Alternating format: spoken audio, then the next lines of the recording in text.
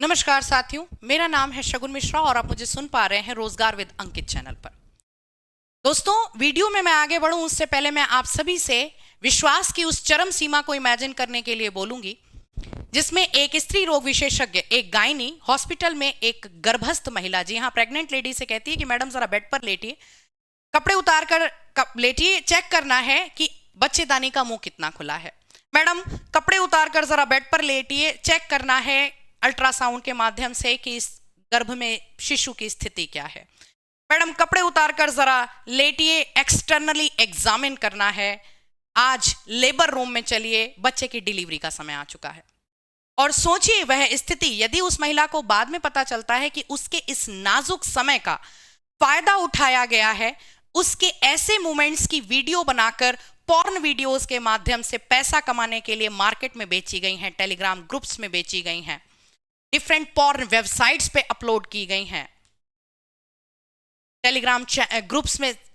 Paid बेची गई हैं, यूट्यूब पे अपलोड की गई हैं पेड वीडियोस के रूप में, तो उसको कितना धक्का पहुंचता है। जी हां दोस्तों, मैं बात कर रही हूं गुजरात के राजकोट में एक मैटरनिटी हॉस्पिटल, जी हां पायल मैटरनिटी हॉस्पिटल, जहां का यह केस इस साल की शुरुआत में फरवरी में सामने आया था कि वहां के ऐसे कस्टमर्स या पेशेंट्स जिनके कुछ ऐसे प्राइवेट वीडियोस हैक हुए थे, इन्हें ना केवल इंडियन, विदेशी वेबसाइट्स पर अपलोडेड पाया गया, बेचते हुए पाया गया। पुलिस ने जब तार से तार जोड़े और इस जांच को आगे बढ़ाया तो अब जो चीजें सामने आई हैं वो इस प्रकार से हैं कि गुजरात के राजकोट का ही एक बंदा जिसका नाम है परित थमेलिया और दूसरा शख्स जो कि दिल्ली से है जिसका नाम है रोहित सिसोदिया, इन दोनों शख्स ने मिलकर 80 से ज्यादा कैमरास की जो फुटेज है उसको हैक किया था और इस 80 कैमरास के माध्यम से उसने करीबन 40,000 से ज्यादा ऐसी private extremely intimate videos, clips को मार्केट में पॉर्न वीडियोस के रूप में सेल किया। अब यहां पर सबसे बड़ी बात आती है कि यह सब कैसे संभव हो सका। पुलिस की जांच में जो कि उसने चीजें कबूली हैं कि हमारे घरों में ज्यादातर वाईफाई सिस्टम जब कोई लगा के जाता है या फिर कोई सीसीटीवी कैमरा लगा के जाता है तो कंपनी के ऑपरेटर्स, कंपनी के जो लोग हमारे घर में ये काम करके जाते हैं, वो ज्यादातर उस टाइम में एक डिफॉल्ट पासवर्ड डाल देते हैं, जो कि इस केस में हुआ। इस केस में जो ये शख्स है इसने बताया कि मैंने एडमिन 123 इस पासवर्ड को कॉमन लेते हुए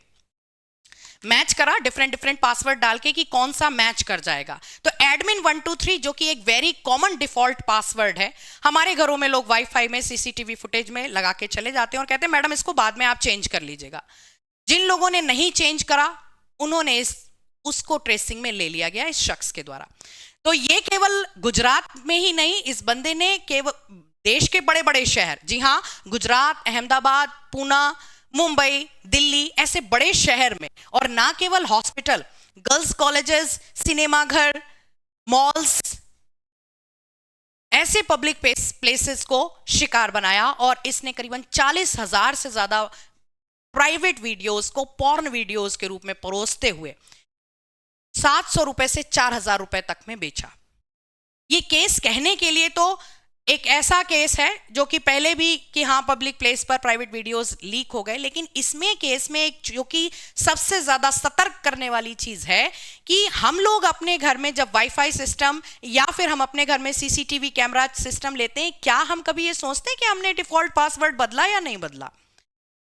लेकिन एक बात अब मैं इस वीडियो के माध्यम से गुजारिश करना चाहूंगी कि ये वीडियो मेरी जिस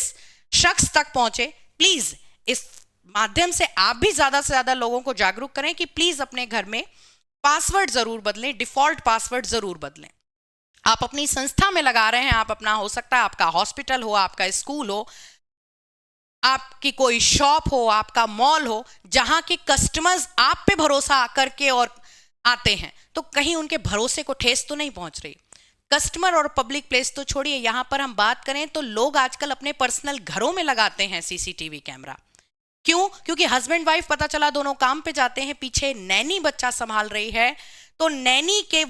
एक्टिविटीज को नजर में रखने के लिए लोग सीसीटीवी कैमरा घर के कोने कोने में लगवा देते हैं। उन्हें नहीं पता कि उनके बेडरूम में जो कैमरा लगा हुआ है इसका डिफॉल्ट पासवर्ड आपने बदला है या नहीं बदला है। जी हाँ दोस्तों, तो इस प्रकार की चीजें हमें सतर्क करती हैं कि हमें अपनी सुरक्षा के लिए, अपनी प्राइवेसी के लिए औरों से ज्यादा खुद जिम्मेदारी लेनी पड़ेगी। आशा करती हूं इस वीडियो के माध्यम से मैं संदेश देने में सफल रही। धन्यवाद।